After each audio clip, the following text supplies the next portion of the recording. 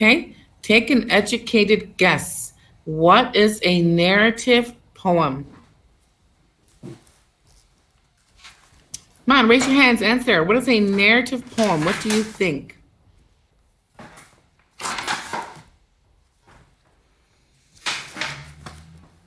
What is a narrative?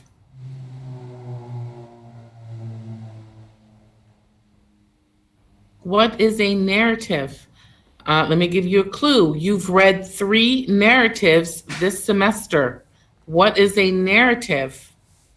Alan? Narrative is Sorry? Narrative is a story. Narrative is story. Very good. You've read 3 stories this semester. So what do you think a narrative poem is if a narrative is a story? It's a poem that tells a story. Very good. It tells a story, okay? It's based on an event. And because it's a poem, it's based on a single event, okay? Now, the poem that we're going to read, I really like this poem. It's allegorical, okay? So the whole poem is symbolic. It allegorically represents something. And it's not that difficult. You just have to think about it, okay? So what does the poem allegorically represent? What is actually happening, figuratively speaking, in the poem? Okay, so I'm going to read it, and you try to figure out what the allegory is. Follow along in your book. All right, the listeners. "Is there anybody there?" said the traveler, knocking on the moonlit door, and his horse in the silence champed the grasses of the forest's ferny floor, and a bird flew up out of the turret above the traveler's head, and he smote upon the door again a second time. "Is there anybody there?" he said. But no one descended to the traveler. No head from the leaf-fringed sill leaned over and looked into his gray eyes, where he stood perplexed and still. But only a host of phantom listeners that dwelt in the lone house then stood listening in the quiet of the moonlight to that voice from the world of men, stood thronging the faint moonbeams on the dark stair that goes down to the empty hall, hearkening in an air stirred and shaken by the lonely traveler's call. And he felt in his ear their strangeness, their stillness answering his cry, while his horse moved, cropping the dark turf, 'neath the starred and leafy sky. For he suddenly smote on the door, even louder, and lifted his head. "Tell them I came, and no one answered, that I kept my word," he said. Never the least stir made the listeners, though every word he spake fell echoing through the shadowiness of the still house from the one man left awake. Aye, they heard his foot upon the stirrup and the sound of iron on stone, and how the silence surged softly backward when the plunging hoofs were gone.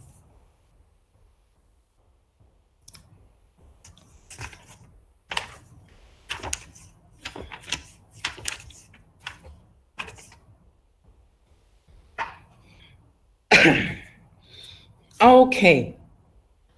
Can anyone guess what allegorically this poem represents?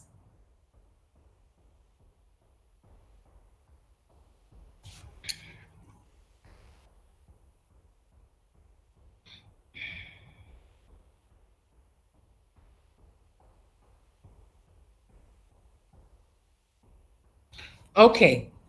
I don't want to give it away. I want you guys to think about it, okay? So turn to page 102, okay?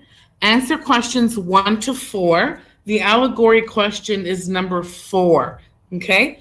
Try to guess what the poem symbolically represents.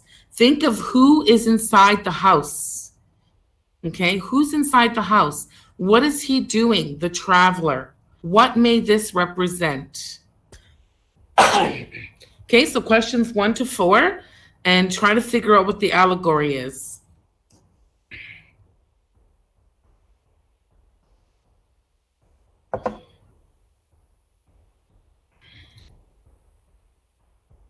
Miss, I'm here now. I don't know if you marked me absent. I did mark you absent, but I haven't done it on Trillium yet. Okay, so Japneet's here, and Kian, he's still not here, still downloading.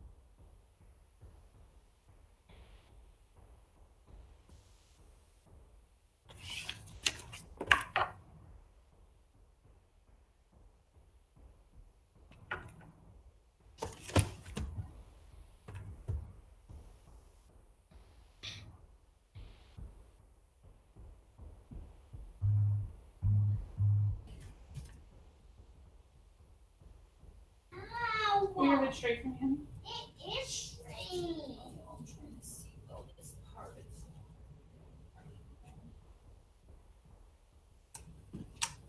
You lost it? Ask me. Hold on.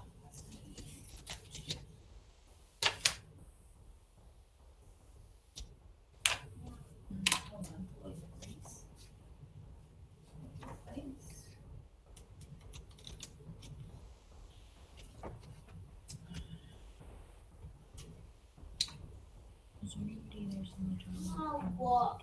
Tasia? Tasia? Turn your microphone off, hon. Oh, what the heck?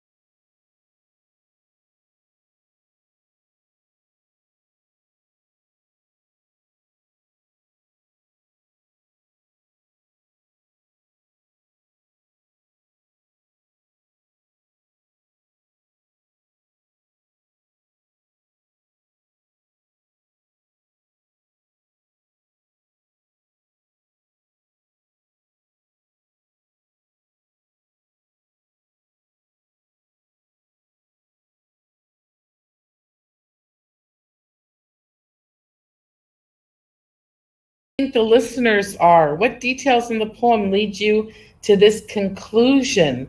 So who do you think the listeners are? Raise your hand if you want to answer. Maya?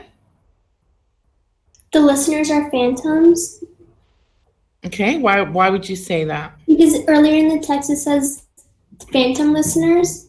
Okay, and what's another word for phantoms? Ghosts. Very good, they're ghosts. Okay, hopefully once you figured out that they were ghosts, it helped you figure out what the allegory is. Okay? B, why do you think the traveler goes to the place where the listeners are? Why does he go there? Samir?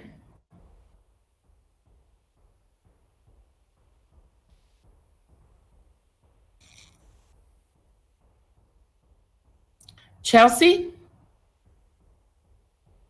I said that the traveler goes there to help save people so they don't end up like the ghosts, like the listeners.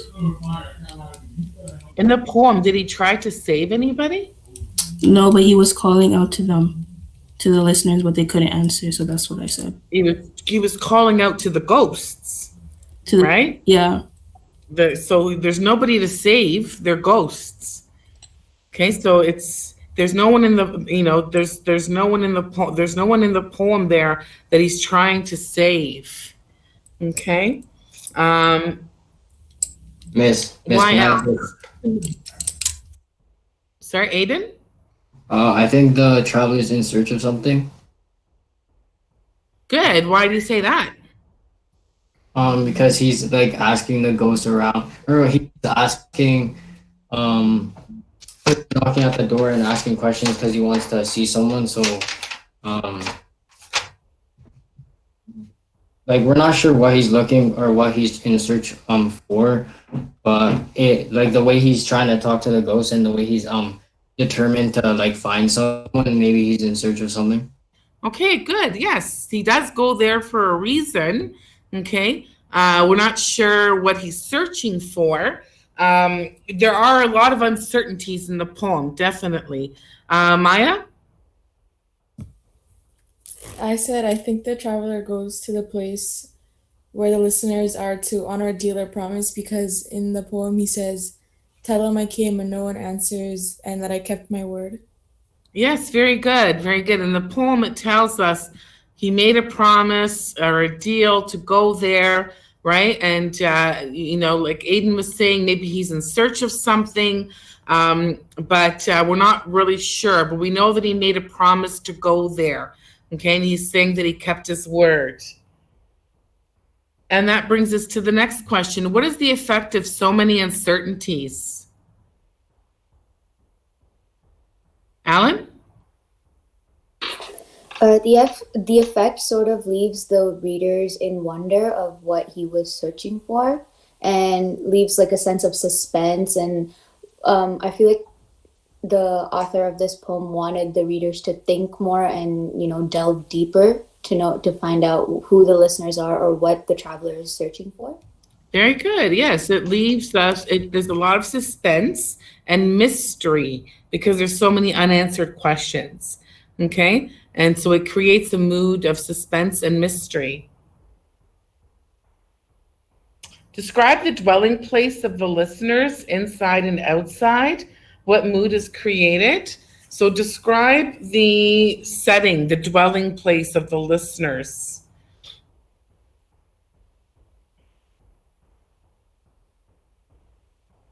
Leba? It's dark and gloomy. Okay, it's dark. Where are they, though? What's the setting? Where are they? Harrison? They are in a house in a forest at night. Very good. So two settings there. Number one, it's a forest, right? And it's at night, and it's a house. What kind of house is it? It has a turret. Does anyone know what a turret is? Okay, so a turret is On the top of castles, where you had those little things like this, round, and the soldier would stand inside that little round turret with a rifle watching for when invaders were going to come. Okay, so therefore, the fact that there is a turret tells us that this is a castle. Okay, so it is an abandoned castle. We know that it's abandoned because there's a leaf-fringed sill. Okay, that means that there's like leaves growing in the sills because no one has lived there for a long time. It's dark, it's in the forest. There's a moonlit door.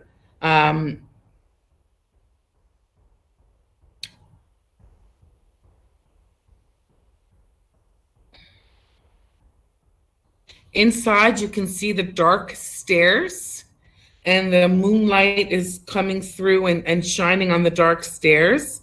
And that goes down to the empty hall. So it's basically an abandoned house, an abandoned castle in the middle of the forest at night. There's ghosts inside, and it's empty and dark inside.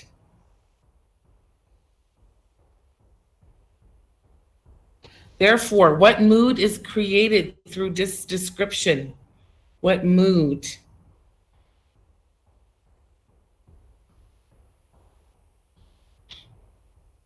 Come on, I just described the opening scene of a horror movie with an abandoned castle in the middle of a dark forest. What's the mood? Yes, very good. It's scary, it's mysterious, suspenseful.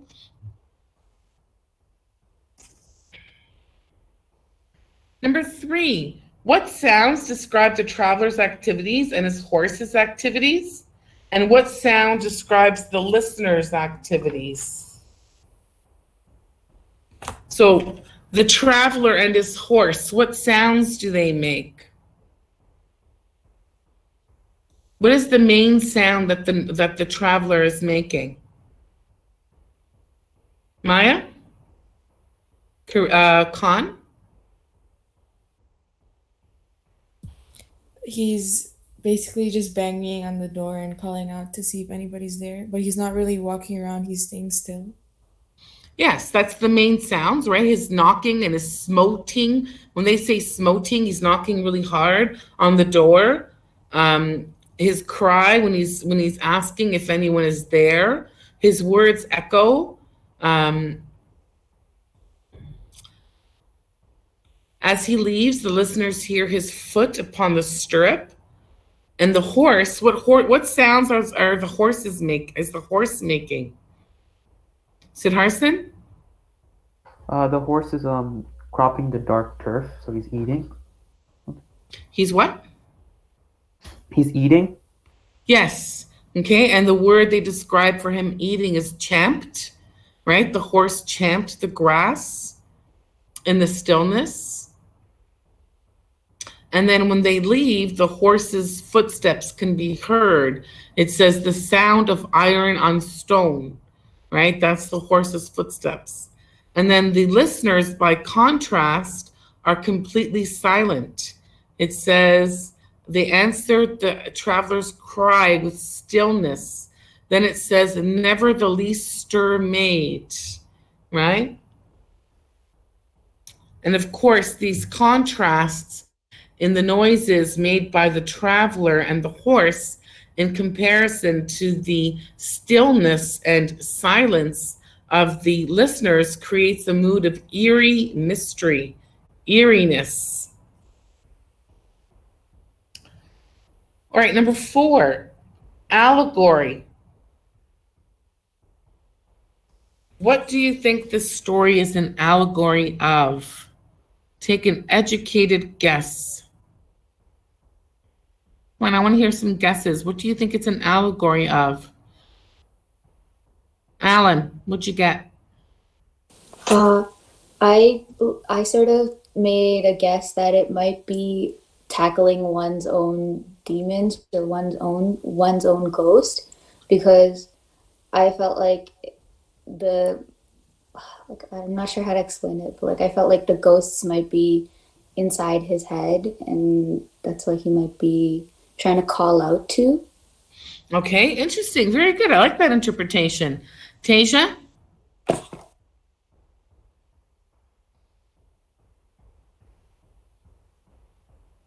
Tasia? I said that this is an allegory of you don't always get the answers you're seeking. Good. How Because, so? like, he goes there and like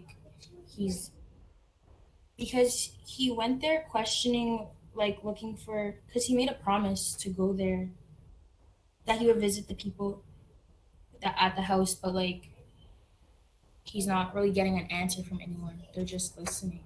Good. I really like that. That's interesting. It is. It could be an allegory of not getting the answers you want.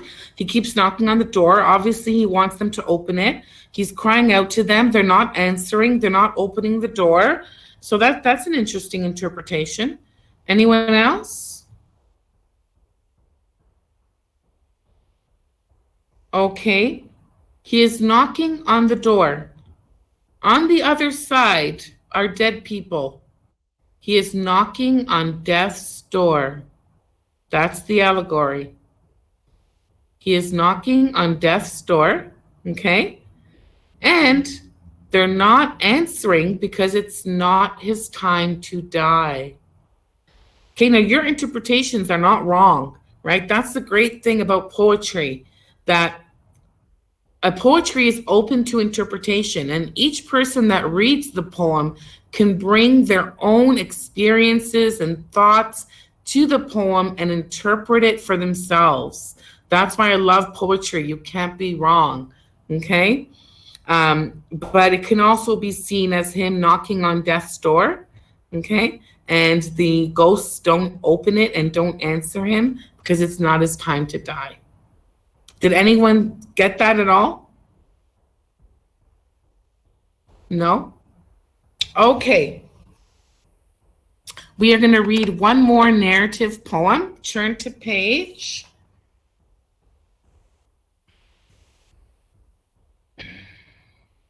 97.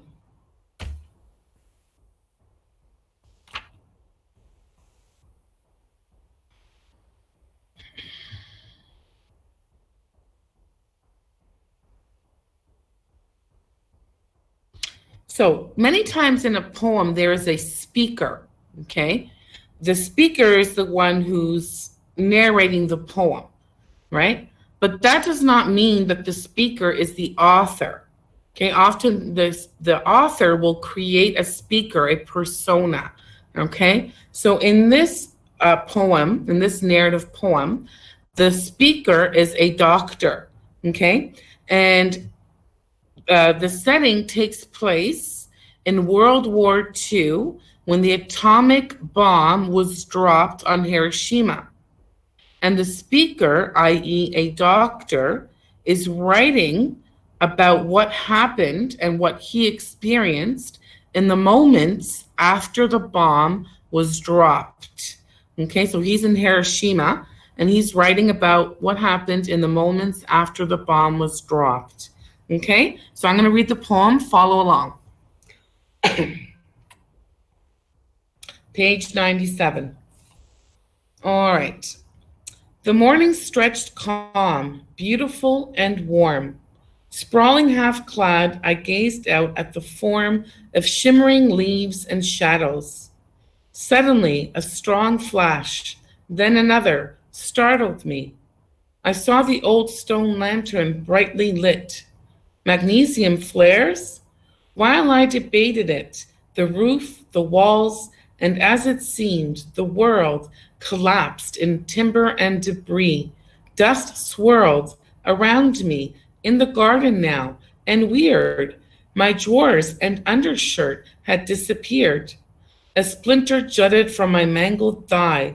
My right side bled, my cheek was torn, and I dislodged detachedly a piece of glass, all the time wondering what had come to pass.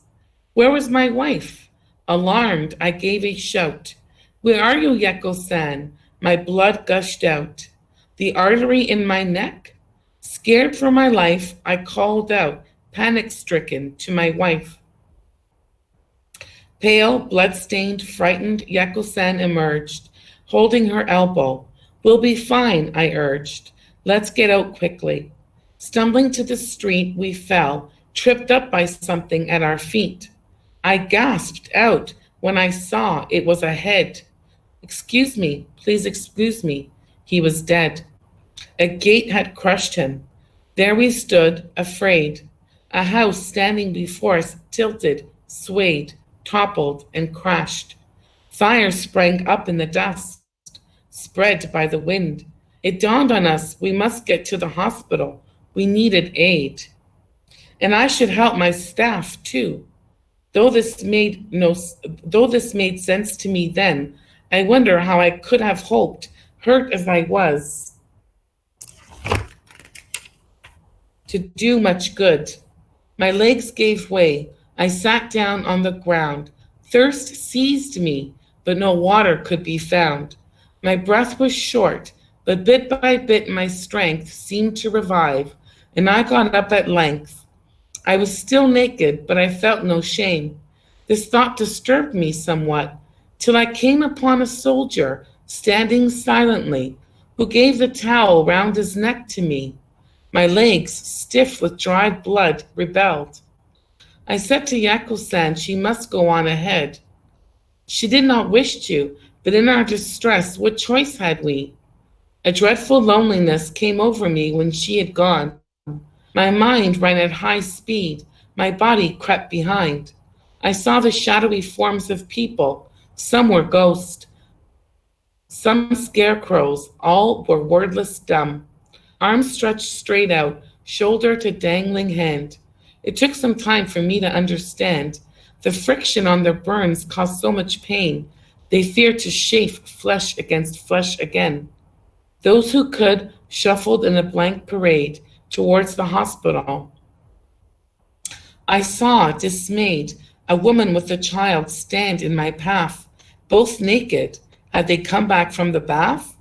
I turned my gaze, but was at a loss that she should stand thus, till I came across a naked man. And now the thought arose that some strange thing had stripped us of our clothes. The face of an old woman on the ground was marred with suffering, but she made no sound. Silence was common to us all. I heard no cries of anguish or a single word.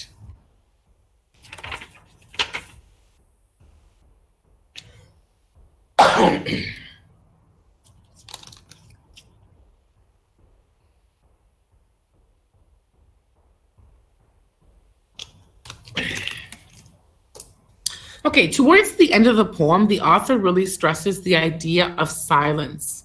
Why do you think he might do that? Why is he stressing the idea of silence? Why is everyone so silent? What do you think? Alan? I think it's because he's slowly starting to lose conscious and he might be slowly dying. Okay, Maybe yes. that's why he's hearing silence around him. Yes, okay, maybe he is slowly dying. We know he doesn't die because he writes the poem. Like, he didn't write the poem, but he's the speaker in the poem. Okay, but yes, he is slowly dying. Why else? And that's right there. You're right there, Alan. Why might there be so much silence? Maya Khan? Because almost everyone around him is dead. Yes, everyone around him is either dead or near dead. He even calls them ghosts, okay? So they are either dead or near dead, and that's why there's so much silence. Okay, let me look at the other questions.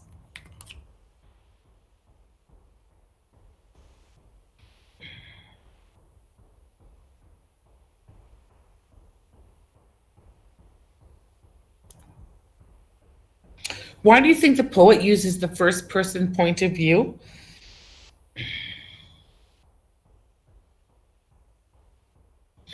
Think about the story.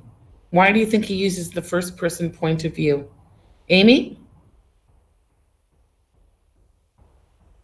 Because he's trying to explain like what happened to him. Okay, and what does a first person point of view do? What effect does it achieve?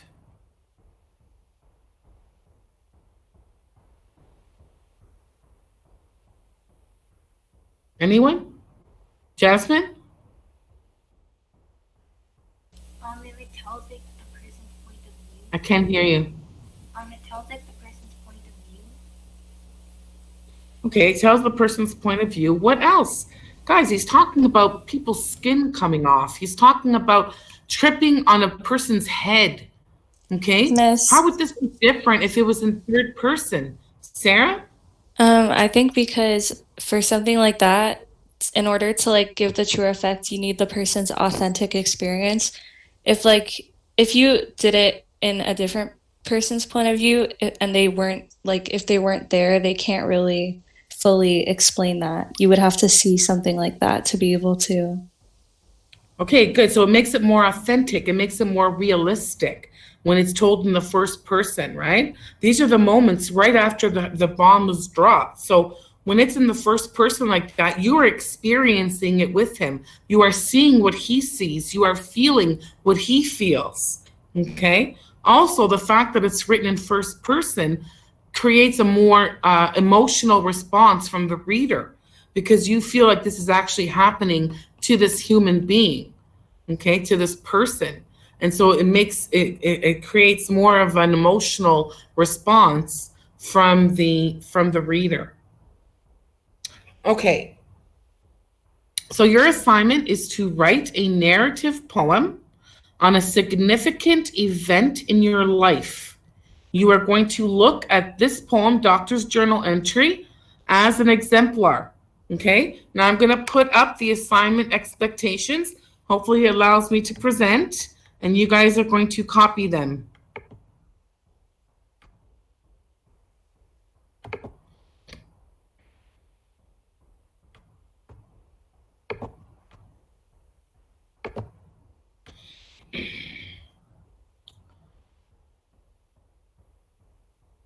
Can you see it?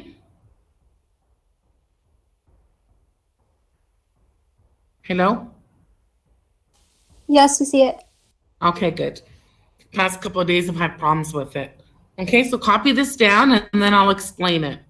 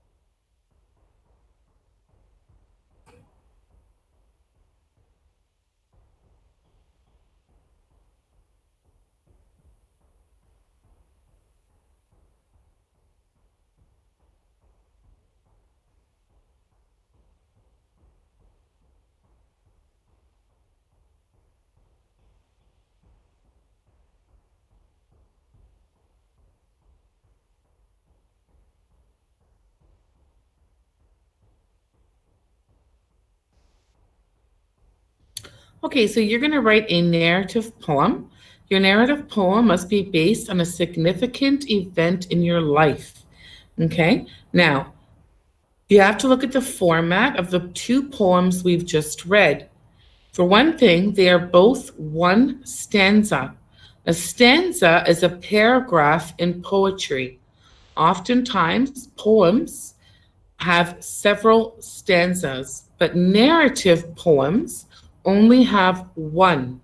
This is because they are based on a single event. For example, if you were doing, let's say, grade 9, okay, you're going to write about grade 9. You don't write about your entire grade 9 year. You write about, for example, your first day, right? It is based on a single event. It must have a distinct rhyme scheme, okay? And we are going to look at both the poems we read today to decipher what their rhyme scheme is. Also, a line in poetry is short. I have had students with their first poem write me a quote-unquote poem where each line is the entire length of the page. Look at the two poems that we read today as exemplars. A line in poetry is short, and it is the last word in the line that rhymes. Your poem must also clearly communicate a theme or a central idea. Okay? So for example, if you were writing on your first day of grade 9 and it was a wonderful day, then that must be expressed in the poem. Okay? It should be at least 20 to 25 lines, and you must incorporate 3 figurative devices in the poem. That's things like imagery, metaphor, simile, personification, alliteration, those devices of style that are in your literary terms handouts. At the bottom of the poem, you will write the figurative device and the sentence from the poem that reflects that device. That is how you are going to identify your figurative devices. Okay? I don't want to guess, okay? Because if you think something is a metaphor, it might not be a metaphor. Okay? You might be wrong. Or I might read your poem and say, okay, this here is a simile, but really when you created it, you thought it was personification. So I'm not going to guess. At the bottom of the poem, you write your 3 devices, okay, or at least 3 devices, and you write out the sentence from the poem that reflects that device.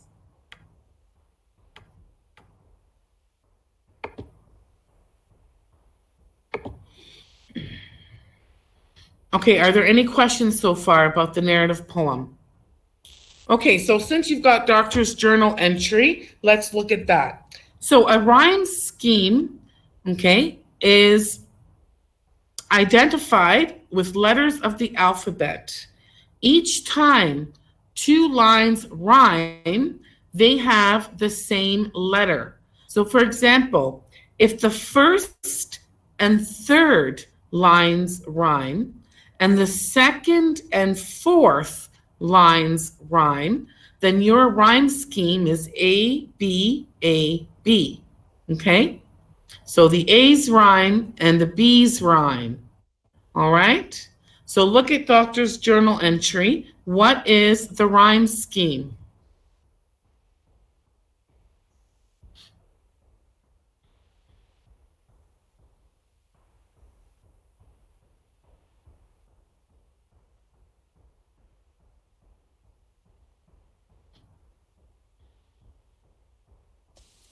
Is it AABB? Excellent, right? Because warm rhymes with form, so that's AA. And then suddenly rhymes with me, so that's BB.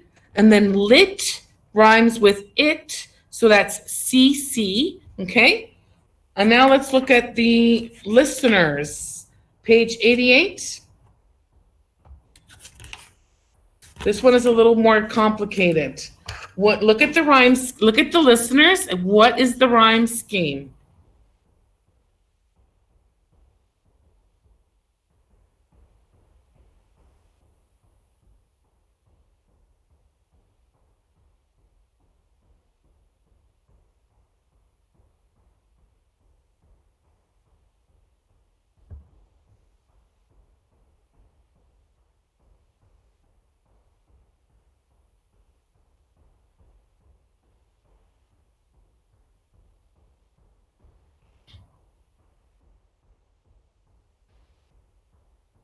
No.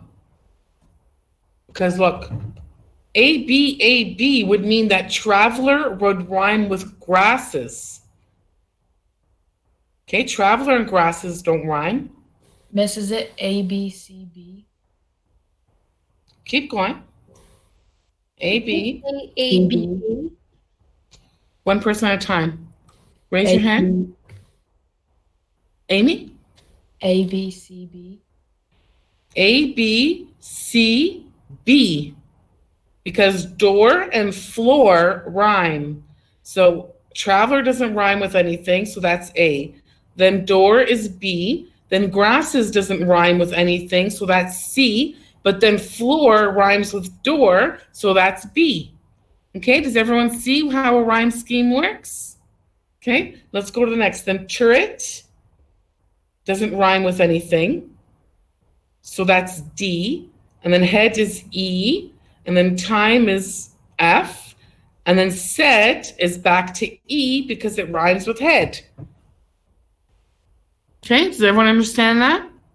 Okay, so your poem must have a distinct rhyme scheme, and I should be able to identify it.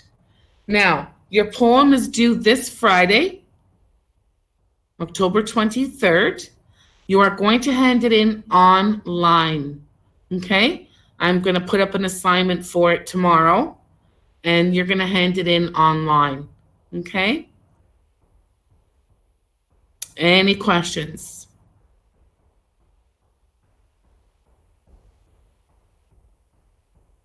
Okay, you can start working on your poems. Guys, are there any questions about the essays? No? Okay. And just so you know, you're going to be presenting your poems online. Okay? So if you were in class, we have like an open mic day where everyone presents all their poems. You go up to the front and you present your poems. So obviously we can't do that in person. So we're going to do it online. So you will be presenting your poems. Okay? Wait, Miss, I had a question about the essay outline sheet. Sure. So you know how you have the argument, so you'd say like what theme you're talking about, right? Yes. And then you have point A and point B. You want two separate examples for each theme, right? What do you mean by examples? You mean your point A and point B? Like your evidence forms, Miss, yeah. Yeah, your evidence has to be two different examples. So it has to be one example from My Book of Life and then one example from Animal Farm. So, but Miss, so point A and point B, those would be two different forms of evidence because you have first Okay, novel. so your points are not evidence. Mm-hmm. Okay, your points are mini arguments that you come up with. Okay, so for example, let's say your argument is corruption. That's your theme, right? Then let's say your point A could be something like the desire for power leads to corruption.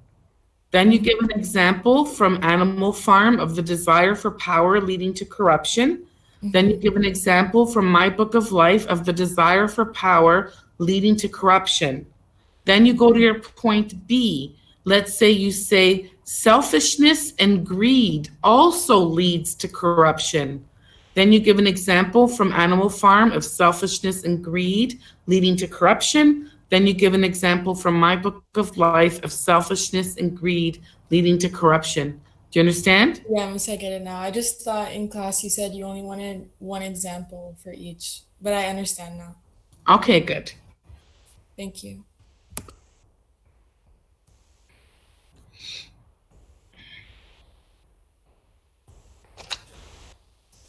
Miss, I had a question about the poetry assignment. Who am I talking to?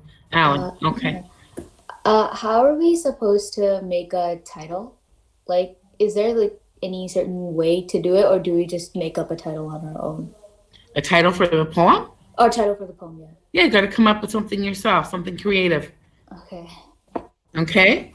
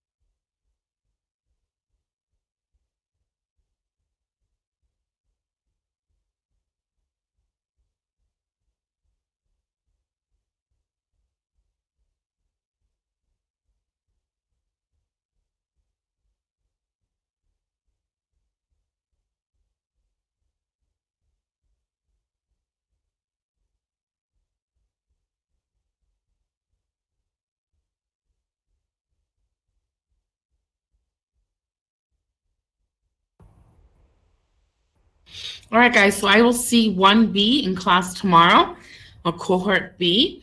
Okay, we're going to have an important lesson on how to actually write the comparison essay. Okay, so, unless you're sick, then you should make it to class tomorrow for that important lesson. Okay, any questions? All right, bye, guys. Bye, Miss. Bye. Bye. Bye, guys.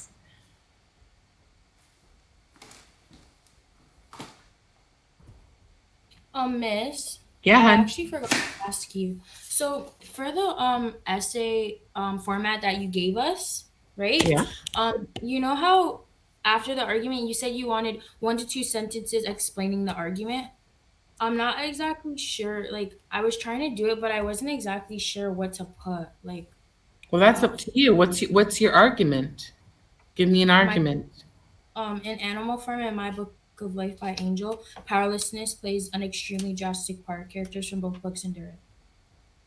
Okay, so then you should talk about powerlessness and maybe how the characters have no power to change the circumstances of their lives. Like, you're just explaining the argument a little bit, only in one or two sentences. Like, you're just explaining it a little. Okay. Okay. Thank you. Okay? All right, hon. Bye. Koa? Miss, I have a Koa? question. Can you help me with the essay outline again? Okay. So for the thesis from the both novel, can you give me an example for this one? The thesis? Yeah, the thesis for both novels in the paper.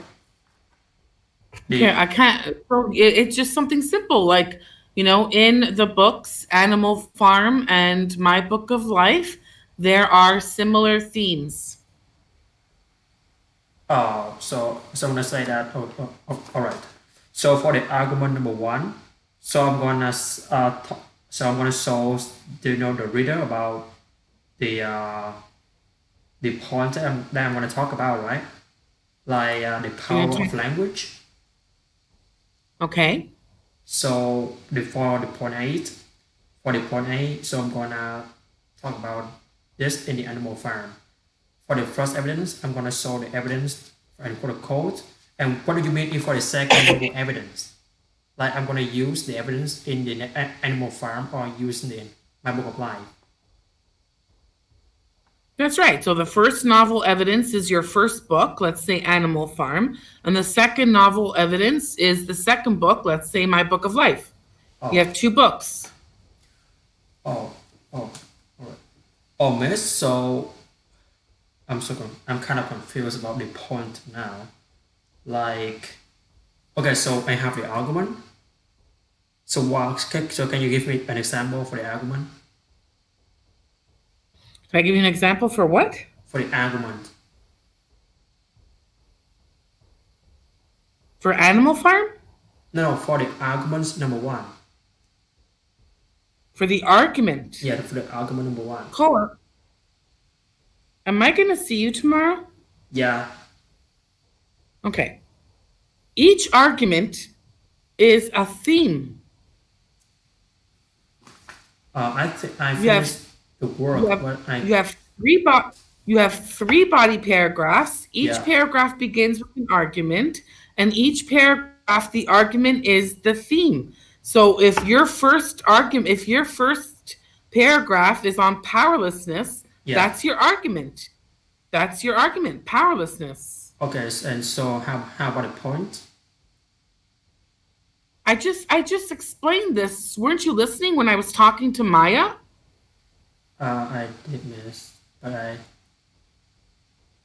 Okay, a point is a mini argument. What do you want to say about powerlessness? Okay, so for example, let's say your theme is corruption. I'm going to say, I've said this so many times, I can't believe I have to say this again. Let's say your theme is corruption. Your argument is corruption. Point A, you could say something like, the desire for power leads to corruption, right?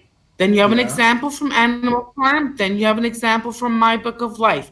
Then for point B, you have to say something different. So you could say something like, selfishness and greed lead to corruption. Do you understand? Yeah. Then you have an example. Then you have an example from Animal Farm. So it's gonna be 6 points.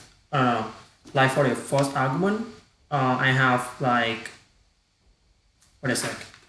So I need to say so it's gonna have 6 points. So I have to say like 6. What is it? What I'm talking about? So for the I'm have a little confused about the argument and the points. Like how can I move from the argument to the point? Koa, you know what? I don't know. I don't know what you're asking me, and I just gave you an example of what a point is. I told you your argument is the theme. Your point is what you want to say about it. Right, miss. Bring me your outline tomorrow, and I'll take a look. Yeah, miss. Have a good day, miss. Okay? Yeah. Okay. Bye.